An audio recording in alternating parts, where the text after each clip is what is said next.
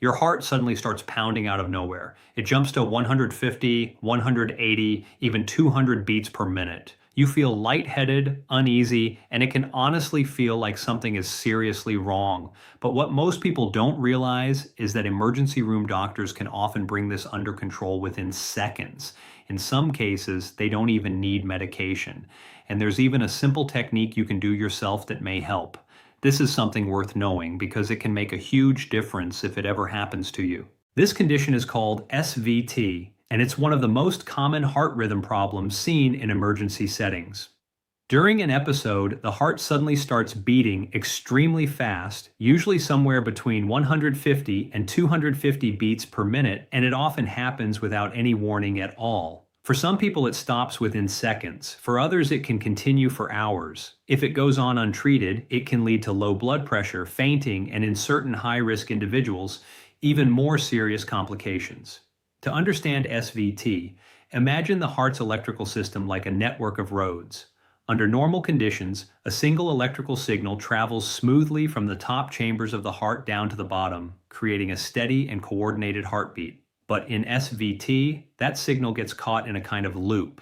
Instead of moving forward, it keeps circling around, repeatedly triggering the heart to beat faster and faster. This loop almost always involves a key control point in the heart called the AV node. You can think of it as a gateway between the upper and lower chambers. If that gateway can be interrupted or slowed down, the looping signal can be broken and the rapid heartbeat can come to an end. This isn't just theory. It's based on established, evidence-backed medical guidelines used by leading heart organizations, including the American College of Cardiology, the American Heart Association, and the Heart Rhythm Society. According to their recommendations, treatment usually follows a clear sequence. First, doctors try simple physical techniques known as vagal maneuvers. If those don't work, they may use a medication called adenosine, and if the patient is unstable, electrical cardioversion may be necessary. Interestingly, the first approach doctors use is not a drug at all. It's a physical method that takes advantage of your body's own nervous system to slow the heart down. These are called vagal maneuvers, and they work by stimulating the vagus nerve, which runs from the brain down to the heart. When activated correctly, it sends a signal that effectively slows conduction through the AV node, helping interrupt the fast electrical loop. Among all the different vagal techniques, one stands out as especially effective: the modified Valsalva maneuver. Research has shown that this improved version works significantly better than the standard method. In one study, the success rate more than doubled, going from about 17% to 43%. A larger review that combined several clinical trials involving over 1,000 patients reached the same conclusion. It found that the modified approach was nearly 3 times more effective and also reduced the need for medication in many cases. Here's how the modified Valsalva maneuver is done step by step. First, you sit upright at around a 45-degree angle. Then you exhale forcefully into something like a syringe, a straw, or even into a closed fist, as if you are trying to blow up a balloon that refuses to expand. You maintain this strain for about 15 seconds. Right after that, you quickly lie flat on your back and have someone gently raise your legs to about a 45-degree angle. You stay in this position for another 15 seconds. Finally, you return to a semi-upright sitting position. The reason the leg raise is so important is because it sends a sudden surge of blood back toward the heart. That increase in blood flow strengthens the body's reflex response, which in turn applies a stronger braking effect on the AV node.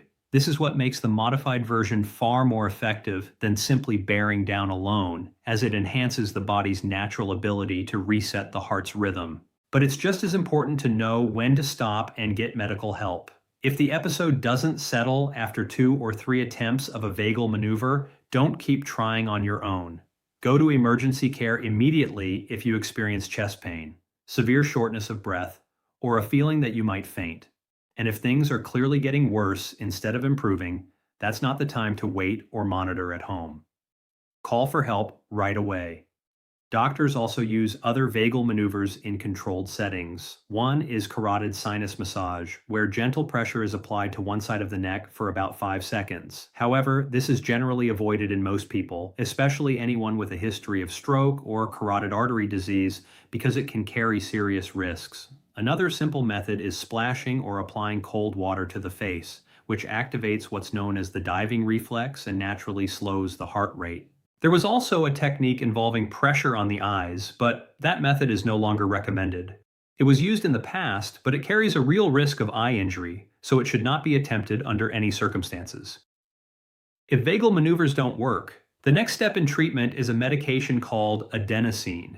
This is a very powerful, fast-acting drug that temporarily blocks electrical signals through the AV node. In simple terms, it acts like a quick reset button for the abnormal circuit causing the arrhythmia. It's given through a rapid intravenous push, usually 6 milligrams, followed immediately by a saline flush to ensure it reaches the heart as quickly as possible. Timing is critical because adenosine breaks down extremely fast in the body, with a half-life of only about 10 seconds. It has to act almost instantly once it enters the bloodstream. In most cases, it is highly effective, stopping SVT in around 90% of patients. However, the experience can feel intense. Many people report sudden flushing, chest tightness, or even a brief sensation of panic or impending doom. Although these effects can feel frightening, they are short-lived and usually last only a few seconds. While adenosine is being administered, patients are continuously monitored with an ECG. This allows doctors to confirm whether the heart has returned to a normal rhythm and also helps identify the exact type of arrhythmia based on how the heart responds.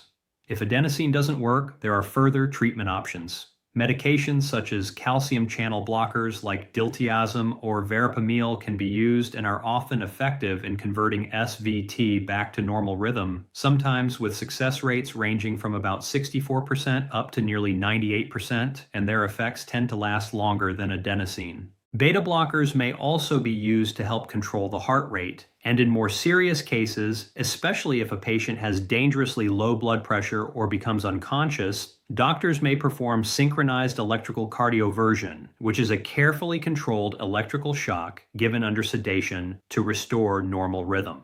For some people who experience SVT repeatedly, doctors may also discuss longer-term solutions to prevent future episodes entirely, depending on how frequent and severe the condition is. It's called catheter ablation. This is a minimally invasive procedure where doctors map the heart's electrical system, find the small abnormal circuit causing the fast rhythm, and then carefully destroy it so it can't trigger future episodes. For the right patient, it can actually be a curative treatment. I'll go into catheter ablation in more detail in another video. Now, there's something extremely important to understand if you're dealing with atrial fibrillation. Vagal maneuvers and adenosine can be very effective for SVT, but they don't work the same way for AFib. The reason is simple. SVT depends heavily on the AV node as part of its electrical loop. If you interrupt that pathway, you can often stop the rhythm entirely. AFib is different. It doesn't rely on the AV node to keep itself going. That means adenosine might briefly slow the heart rate, but it won't reset the rhythm back to normal. So if you've been told you have AFib, it's important to discuss a proper management plan with your cardiologist,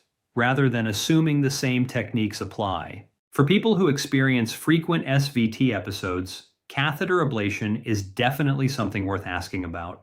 Again, it's a minimally invasive approach where doctors identify and eliminate the faulty electrical pathway in the heart. In many suitable cases, it can completely prevent the problem from coming back. What's surprising is that most people are never actually taught these options. Many end up in the emergency room feeling panicked, not realizing that in some cases, their own body can help stop the episode, and that there are structured medical steps designed specifically for this condition. Now you have a clearer understanding of the science behind it. If this information helped you, consider sharing it with someone close to you, your spouse, a parent, a sibling, or anyone who has ever been diagnosed with SVT. It could genuinely matter in a critical moment. It's also worth bringing this up at your next cardiology visit. You can ask directly, am I a good candidate for using a modified Valsalva maneuver at home? And should this be part of my action plan if an episode happens? And if your SVT keeps coming back, have a serious conversation about catheter ablation as a long-term solution. It's one of the most effective options available in the right cases. You can also download a free patient guide by signing up for the newsletter at NanoNexus Patient Guide. It may help you understand your condition and treatment options more clearly. I'm Dr. William Lee. Take care of your heart, because it's the only one you've got.